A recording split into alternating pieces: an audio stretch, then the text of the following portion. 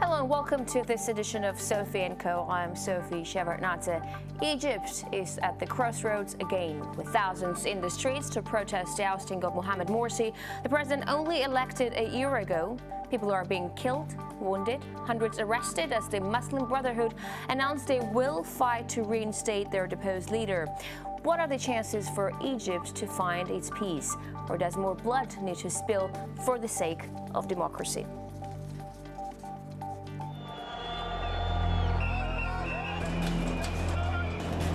Egypt is in turmoil once more. Death, division, and economic disaster. The military has its hands back on the reins of power after bringing down a democratically elected president. Yet the international community shrugs its shoulders as the fruit of Egypt's young democracy is eaten by the army. Mohamed Morsi is president no more. A year of poor performance opened the door to change and further deepened polarized politics in Egypt. But was it all Morsi's fault? Will the ghosts of dictatorship re-haunt the Valley of the Kings? The Muslim Brotherhood is being edged out, but will it hit back? Is Egypt in danger of sliding into civil war? And our guest today is Osama Morsi, the son of the ousted president Mohamed Morsi. Osama, it's great to have you on the show, and thanks for agreeing to this interview. So are you hiding? What exactly are you fearing?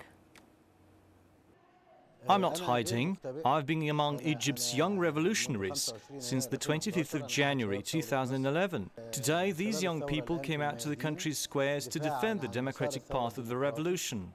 I want to say this again. I'm one of those people defending the cause of the January Revolution and its achievements. I'm out there on the streets with the others. I think we need to keep the achievements of the January Revolution. We need to stay on that cause, which has been now threatened by those who organized this bloody coup in Egypt. We are defending the revolutionary cause.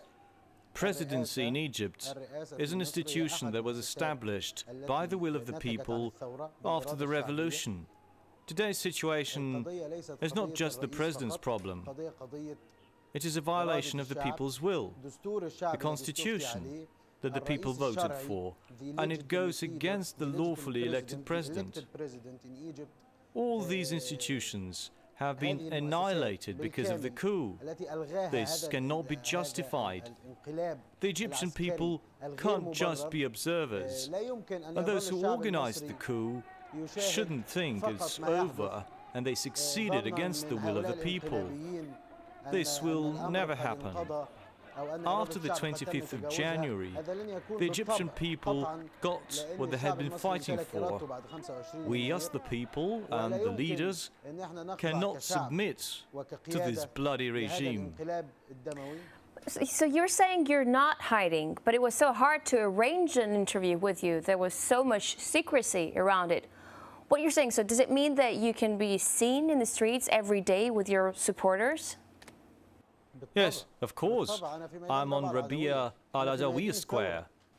I'm on the streets of the revolution. If I were in hiding, I wouldn't be able to talk to you today. Where is your father now? Do you know?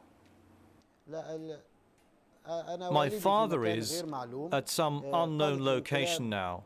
The leaders of this coup are war criminals. They detained the president without any charges. And he's a lawfully elected president who spoke the will of the people, and now they're hiding him at some secret location. What can you expect from war criminals? They violated the cause of those who died in the name of the revolution and law. So we still don't know where my father is kept. We don't know where he is, don't know why he was detained. Are you worried for his life? What do you think could happen to him? Military spokesman Ahmed Ali basically admits that they arrested the president. Such statements are a joke. He said that the president was detained for his own safety. And to this we say, don't worry about the president's safety. Let the president come out to the people and talk to them. You shouldn't arrest him in this strange, unconstitutional manner. Are you not scared for his life? As his son, I'm obviously worried about him, and I fear for his life. But as a revolutionary who sees him as our revolution president, I call on him to stand strong, stay true to his ideas, and not to give in to these war criminals. All of us, not just me, but our whole family support him.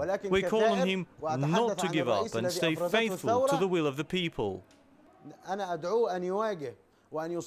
The president doesn't own the will of the people. He can't just deal with it as he sees fit. This is the will of all the Egyptian people. Osama, you seem very close to your father in this whole process. How did your father not see this coup coming? I mean, there were signs Egyptians wanted a more inclusive government, a more inclusive society, and the army was warning Morsi. You can ask the Egyptian president this question when he returns to his office through this massive revolutionary effort. He will be able to give you a better answer. I don't know the mechanisms of governing. I'm just the president's son.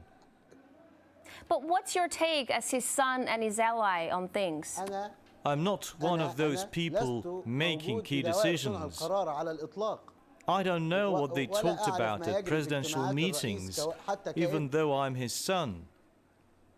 Look, this is a very personal question. My grandfather was deposed by a revolution at one point, and I always told him what I thought, even though I didn't take part in presidential meetings.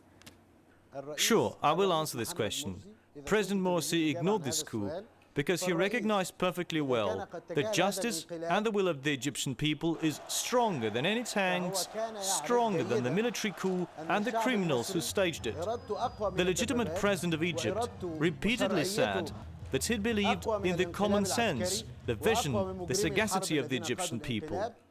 Besides, the president knew that people all across the country would rise to disagree, and this is what we see happening now, a mass revolutionary protest against the coup and against the people's will being ignored. But right now, it looks like it's a 50-50 split between Morsi supporters and people who want him out.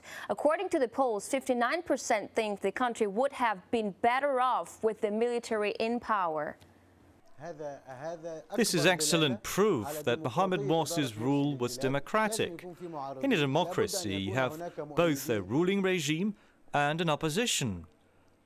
But the case of armed forces taking on a certain political stance is something unprecedented. This is a sure sign of a military takeover. All right, but with all due respect, there is no doubt Morsi has a lot of supporters. But in a very short period of time, an overwhelming majority turns against him. It's not about the military, it's the people.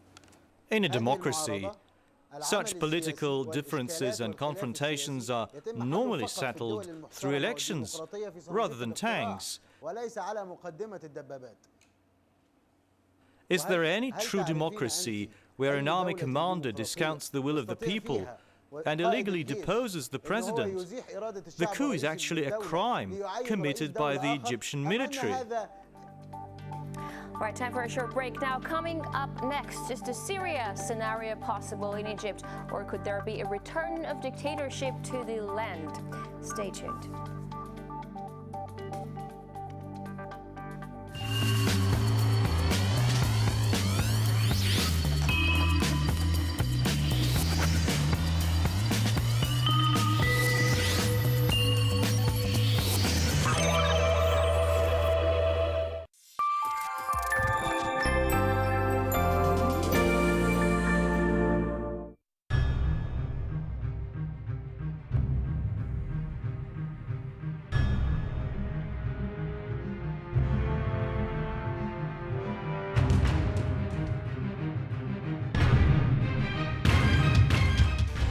I would rather ask questions to people in positions of power instead of speaking on their behalf.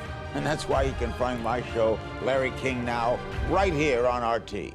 Question more.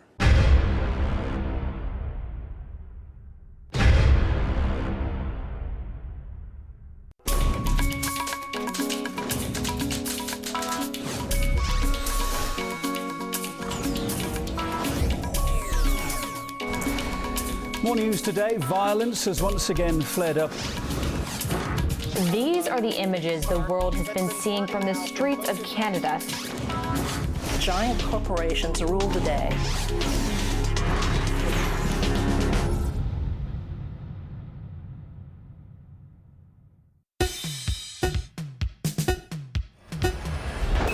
Download the official RT application to your cell phone. Choose your language, stream quality, and enjoy your favorites from RT.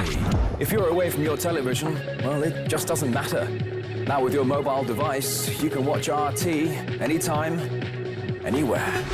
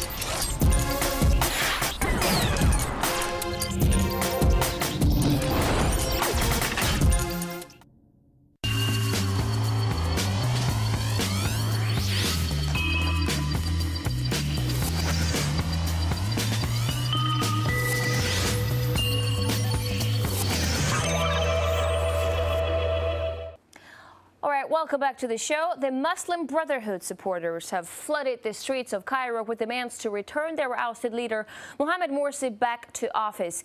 We discussed the coup, the revolution, and the possibility of peace with Osama Morsi, who takes close to heart the removal of his father from the presidential seat. So, Osama, many believe Muslim Brotherhood has failed not even because of the religious factor, but because it didn't have a political plan, an economic plan. Do you admit that your father made mistakes?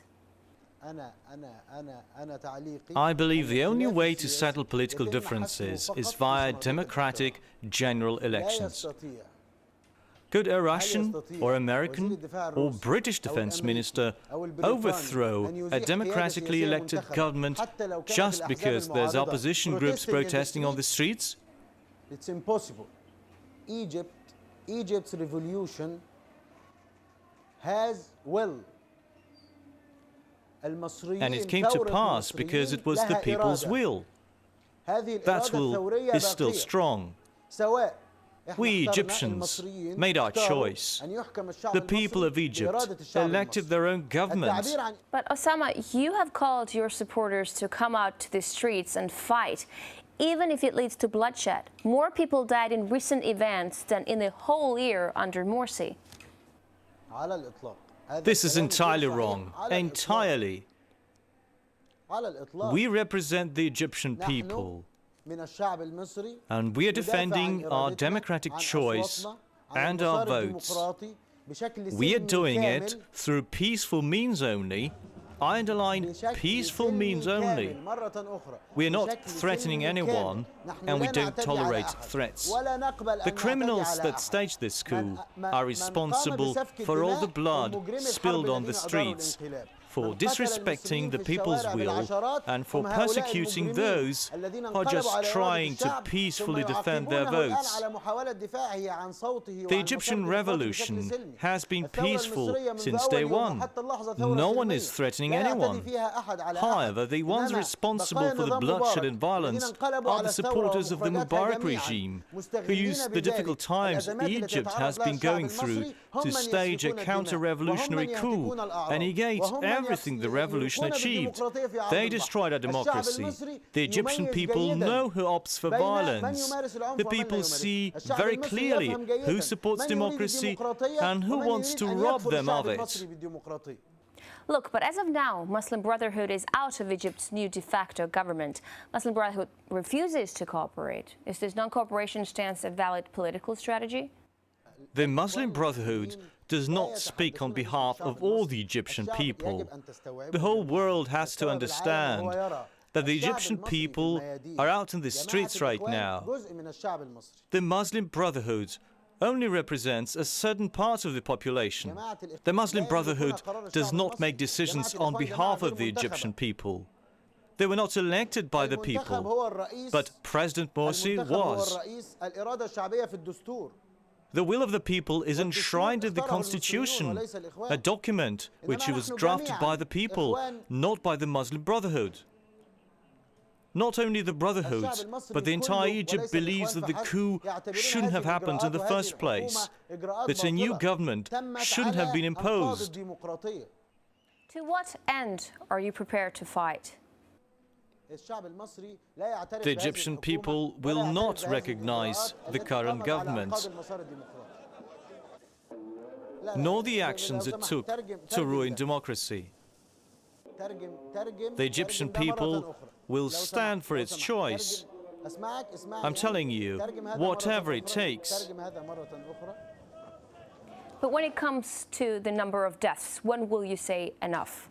You should ask this question to those who orchestrated this violent coup. Ask them when they're going to put an end to their crimes against Egyptians. How many more deaths will it take to stop this? Well, it goes both ways.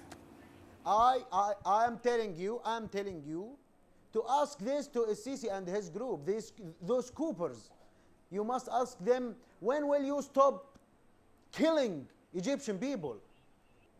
Not asking us when you stop to be killed.